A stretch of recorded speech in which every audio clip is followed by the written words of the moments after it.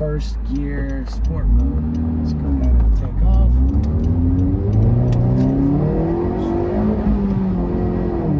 Alright, line it out.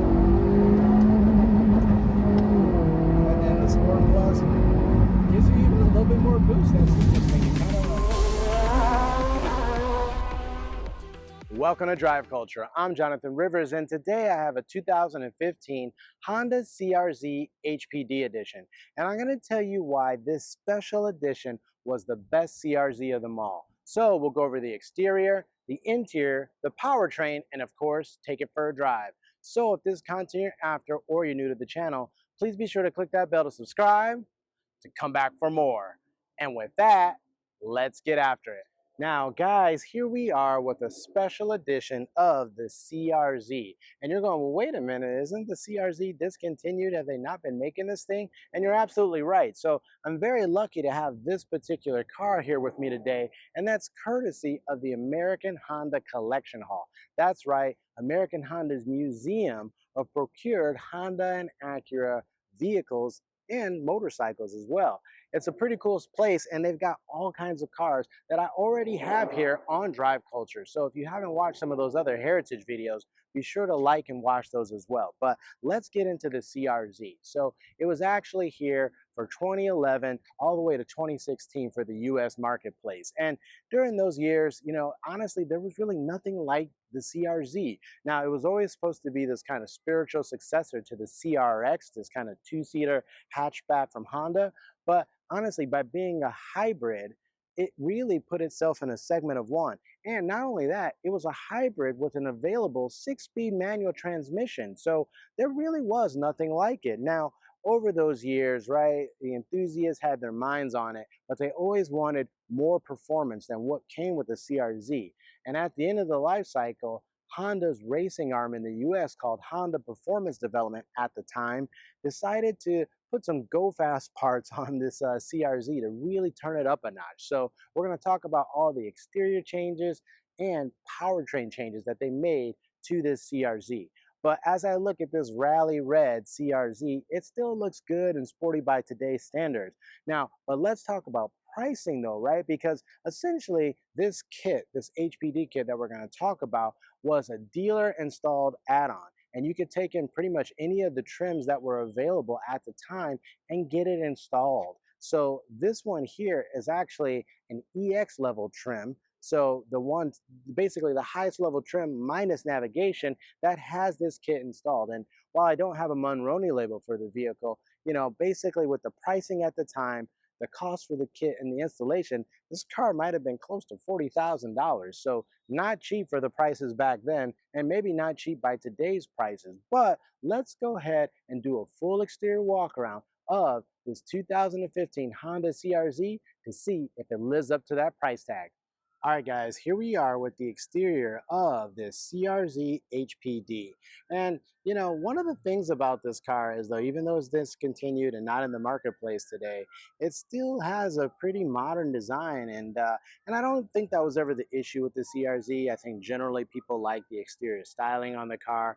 I think at the end of the day, people wanted more performance, which, you know, this HPD package offers. But it is at a steep price point, and I think there weren't many of these HPDs made, which made it a little bit more exclusive and hard to get.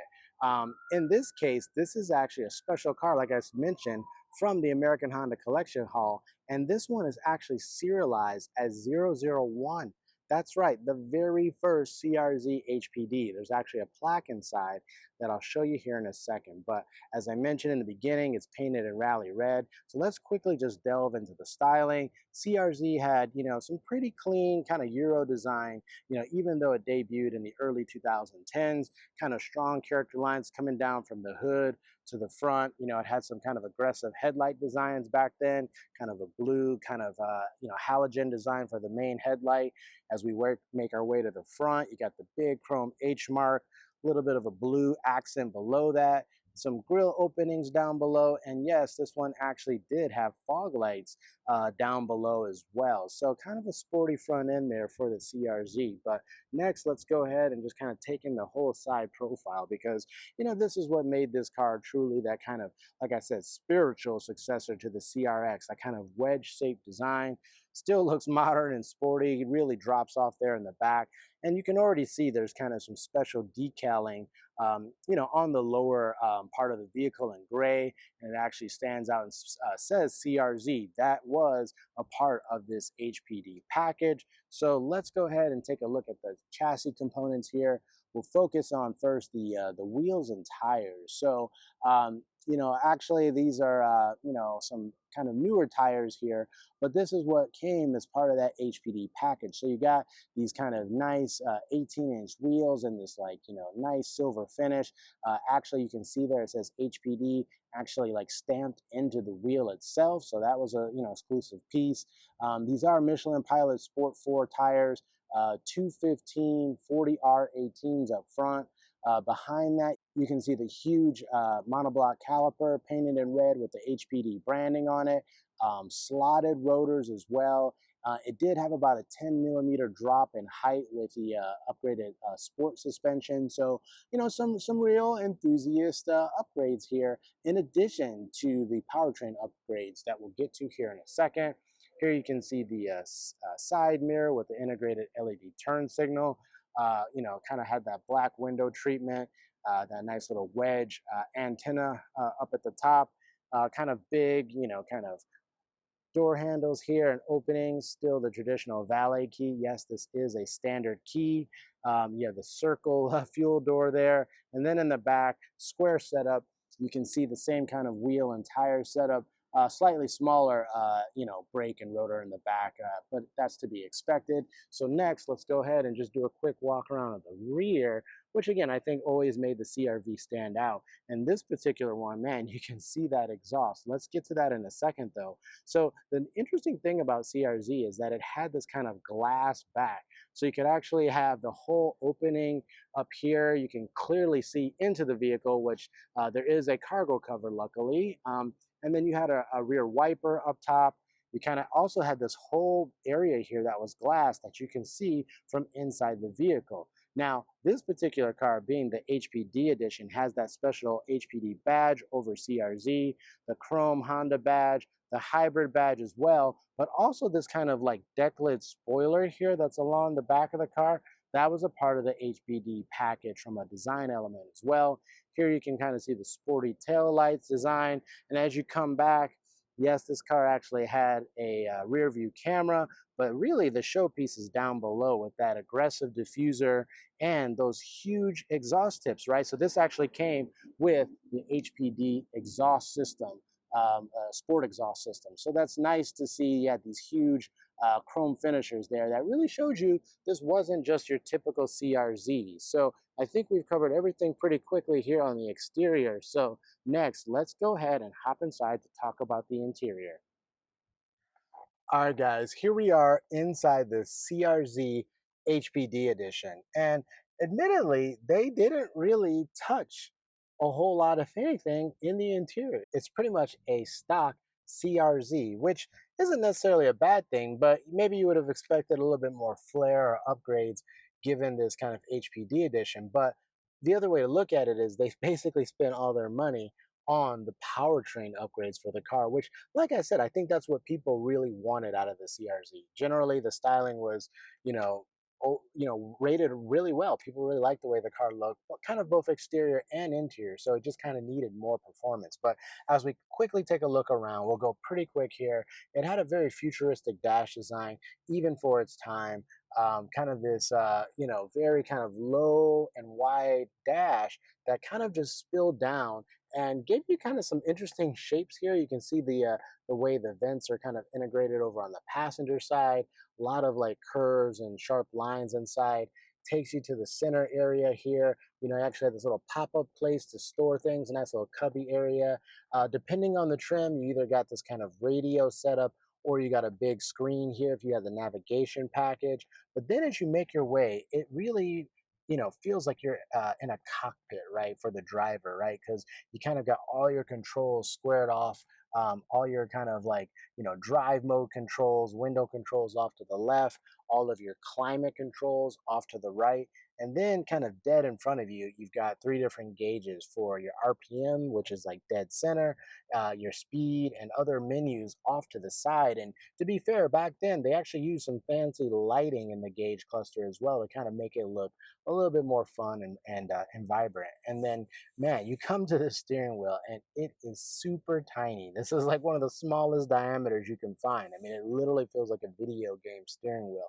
Of course, you got the Honda badge here in the middle, volume controls off to the left, cruise control, ADAS off to the right. You had some abilities to do Bluetooth calling, so you had some controls down here on the left, and then off to the right, you even had a what's called a S Plus button, which gives you kind of more of a performance boost while driving. So we'll cover that during the drive. Um, Overall, again, you had some red contrast stitching here on the steering wheel, and then let's talk about the seats. We're going to jump to the seats because these were like bespoke to the CRZ. They had these kind of sport seats. They weren't the regular Civic seats of the time. They had a very nice kind of like black leather type of material, kind of fabric material going all the way down in the center, with some red accents here, red contrast stitching, and really just kind of like a sport bucket seat, which stood out in the design. And these are very comfortable. They're very aggressively bolstered, though. So, again, on a long road trip, it might be a little too aggressive, but they definitely help during kind of sporty driving. So we'll also talk about the doors, right? This being a coupe, it has super long doors. Kind of interesting design for the door handles, this kind of circular shape. Some nice, like, kind of premium touch points with this like dark chrome finish for the door handle. Window controls, locks, big speakers down below. Although this does have the kind of entry level kind of factory audio system. But then let's make our way down to the center area here. So you have a huge storage space here. Even back then smartphones weren't super big, but you could still fit one down there today. You have another little cubby space down here, 12-volt socket, two huge cup holders. Will of course come back here during the drive, but you do have a 6-speed manual transmission, which is important to note because you actually could only get this HPD package with the 6-speed manual. It wasn't available on the automatic transmissions, and part of that was the extra performance. You needed the manual. The regular transmission couldn't support it. So up here, though, in the center, this is kind of the main thing that stands out is there's actually a serialized plaque for these cars. It's a nice silver plaque. It says HPD at the top, CRZ across. And yes, like I said, this is 001, the very first one. Okay, so from there, we'll kind of make our way back. You got a manual side brake, and then you got another single cup holder back here. So you got three cup holders, which is nice. So um, down below, floor mats are actually pretty nice for the car. They had a red trim around the floor mats as well. Of course, there's no moonroof on this car, no openings there. It was again more of a sports coupe, and honestly, there's really not much to talk about in the rear. I'll show it really quickly now in B-roll. You can see there are no rear seats for the US marketplace. There were rear seats for Asia and Japan, but they didn't bring that +2 design here to the US. So you're looking at the back, you can see it's kind of really just a place to store some backpacks or purses as you toss it back there, but really no place to sit. So next, let's go ahead and hop out and talk about the cargo area. All right, next, let's go ahead and talk about the cargo space of the Honda CR-Z HPD. Now, you just go ahead and slide your hand up under here, lifts right up, and reveals a lot of space, guys. You wouldn't think it in this little two-seat car. There's actually a lot of space back here. It's a nice carpeted material. There's a big subwoofer speaker back here as well.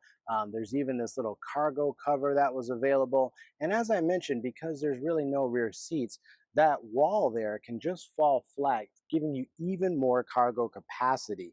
And actually, in its maximum capacity, you got 25.1 cubic feet of space in this car, which is crazy, guys. I mean, that to put things into perspective, that's like a modern Honda HR-V, like how much cargo space you get in this little car. Now, again, you're only taking two people, but the fact that you got that much space means you can definitely do some day-to-day grocery runs and even maybe a small Home Depot run or something like that. If you lifted up the floor, you'll see the jack and things like that in this foam cutout area and a little cargo space that actually gives you even more, almost another half cubic feet of space down below. So next, let's go ahead and talk about that powertrain. All right, next, let's go ahead and talk about the powertrain of this CR-Z HPD Edition. Now, this is really the biggest change point that they made to this car, and really the area that enthusiasts really wanted Honda to increase performance on the CR-Z. So what they did is pretty non-typical, actually, right? So they took the standard powertrain as is, right? And they went crazy actually by installing a supercharger kit to that 1.5 liter 4-cylinder hybrid engine with a brushless electric motor, right? So by installing that supercharger kit and some other go fast parts, it actually brought the output in this configuration to 197 horsepower and 176 foot-pounds of torque. Now, those aren't necessarily huge numbers by today's standards, but back then that was a healthy bump in horsepower and torque. I mean, it actually only came with 130 horsepower from the factory, so almost 67 more horsepower out of this supercharger kit. And then you add in things like the performance exhaust, which I showed you, also a limited slip, a beefier clutch, and it truly turned this thing into a hot hatch. But there's no better way than to prove that out than to get behind the wheel. So next, let's go ahead and take this thing for a drive. All right, guys, here we are inside this Honda CR-Z HPD Edition. We're gonna go ahead and take this thing for a drive. So first, let me go ahead and put my seatbelt on, actually. Grab that, gotta reach back a little bit. Go ahead and click that in, clutch in, mechanical key. Go ahead and throw that in and twist. Starts right up. Throw it in neutral for a second. So this car, like I said, is 001 on the serial plaque here, and it's got just under 7,500 miles. So super good condition, well maintained. Started right up, no problem. So we're gonna go ahead and set off here. So like always, we'll do the same drive route, talk about the drive mode, how the vehicle drives, things like that. So you know, first thing I'll say is, again, this car, you know, you wouldn't think that it has all these aftermarket HPD components installed on it. It drives in the kind of normal setting like a regular CR-Z. It's only until you kind of get into it or switch into the sport mode that you really start to hear the supercharger whine and really the performance comes out. I mean, seriously, it's a big difference going between the drive modes. So let's talk about them here. So essentially you've got an econ drive mode. So I'll go ahead and turn that on for a sec. Gives you a little green ring in the you know, RPM cluster there. And again, everything kind of gets dialed back. Throttle response gets dialed way back.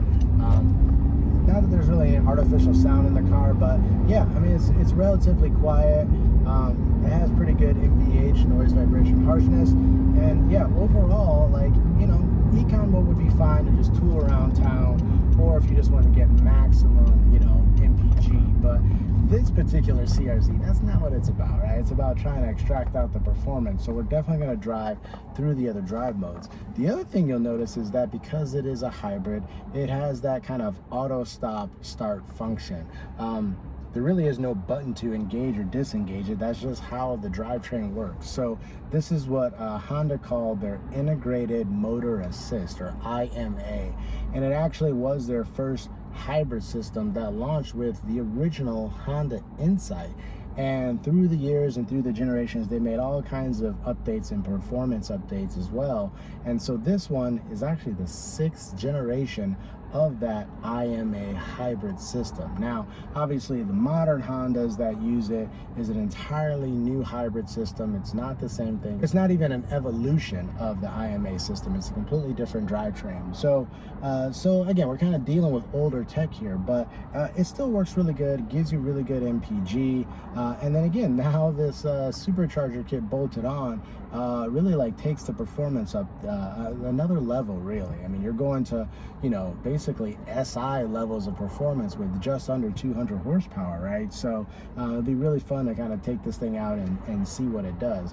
The other thing, and I quickly mentioned this on the interior, is that there's an S Plus button here. It actually is a kind of like a boost function. So it's not like the new S Plus on the newer Prelude that just launched. That's really about changing the transmission and doing the manual shifting and things like that. This is literally like a performance boost button. So we're going to try that out during the drive as well.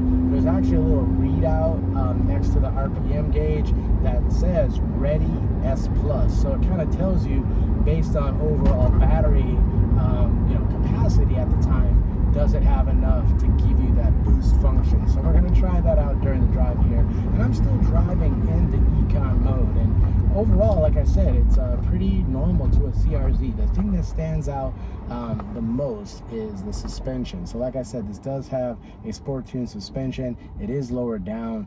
It does make it pretty stiff and a little bumpy in certain situations, so you would have to deal with that on a day-to-day basis. But for the added cornering grip and performance, again, that's what this car was all about. It was, raising up the performance bar for the CR-Z. So I'm actually going to go back into normal mode, and then in a second here, I'll switch it into the full-on sport mode. So the other thing that's interesting is because this is a manual, essentially you control when that auto start-stop function either turns on or turns off by engaging the clutch. Like when you disengage the clutch, that's when it turns off. When you engage the clutch, that's kind of when the car turns back on. So that's kind of a unique approach to handling how the idle stop system works. So up next, we're going to do this typical part of the tour and the route where essentially we go over these train tracks. And the first one is pretty mild. I'm going to try to go maybe 30-35 miles an hour just to see how it handles it, really see what this extra sport tune suspension does. So here we go. So that was pretty aggressive and a lot of noise into the cabin, a little bit of vibration, kind of as to be expected. Let's go ahead and see how this next one does. I'm going to try to go about the same speed, right around 35-36 miles an hour. This one is definitely a lot more aggressive, so I'm kind of curious to see how it's going to behave. I'm actually in third gear, so here we go. That was actually a lot better than I thought it would be. Sometimes that train track there, especially with like sports cars with this kind of suspension, or even really low cars, it can like jut you out of the seat. But that didn't happen. Overall, I handled it really well. So I'm already going to go ahead and switch into the sport mode just so you can see the difference in character. So as soon as I hit it, I didn't add any extra throttle, but the car just like took off because the throttle response is that much sharper. You get a red, kind of light around the speedometer there and the RPM gauge. So sounds pretty good, right? It really does. So we're gonna go ahead and kind of get into it. So start off, first gear start, try to get straight here. Yeah, it definitely like rips a little bit. The thing that I noticed too is that this car actually has some pretty good torque steer. I'm sure that wasn't the intent, but just with all that extra power going to the front wheels, to a chassis and a suspension that never was really meant to have this much power, it definitely is going to provide a little bit of extra torque steer. So I think that's just part of what you have to deal with, but it is manageable. You just have to make sure you're going straight when you really get into it. So I'm going to wait for traffic to clear here in a second. First gear, sport mode. Let's go ahead and take off.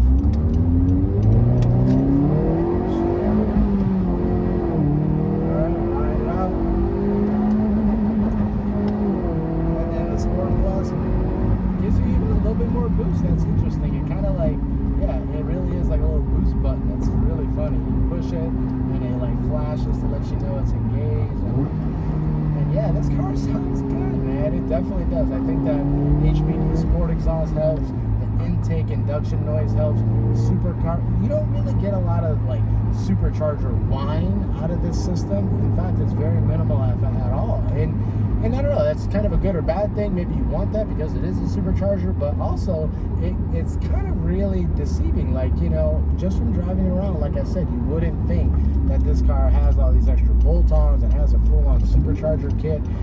I think they tried to do a very good job of blending the two so that it kind of felt, and I use this term a lot, OEM plus. That's really what this car feels like. kind of feels and drives like a normal CR-Z in most cases. But yeah, when you turn on sport, and then especially if you hit this S Plus button, it definitely starts to get up. This car is legitimately quick. They said that with this supercharger kit, it's almost 2 seconds quicker 0 to 60 than a standard CR-Z. So I mean, it's probably like SI levels of, Civic SI levels of performance. So here's another run in Sport Plus. So just wind it out.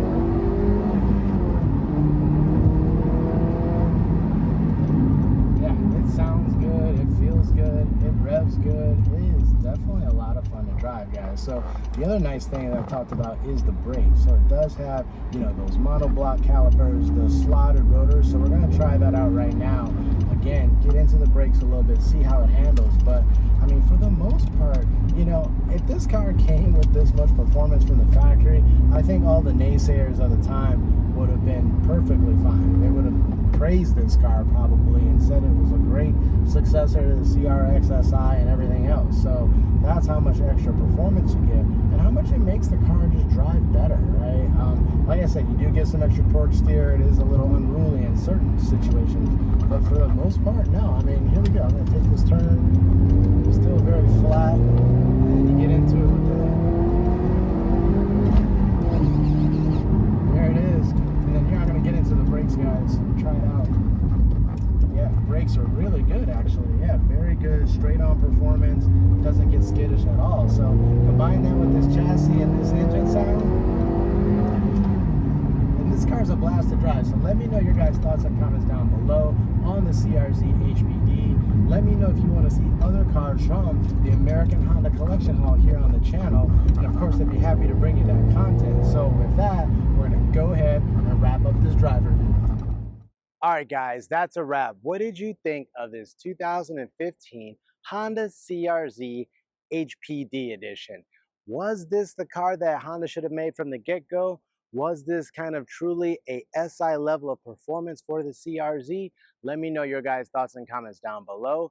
Let me know if you wish Honda actually brought something like this back into the marketplace even today, because almost 200 horsepower is still competitive in today's sport compact market. So if you want to see more content like this, more cars from the awesome American Honda Collection Haul, also let me know your guys' thoughts and comments down below. So if you joined me before, thank you so much. But if you're new to the channel, please be sure to click that bell to subscribe to come back for more.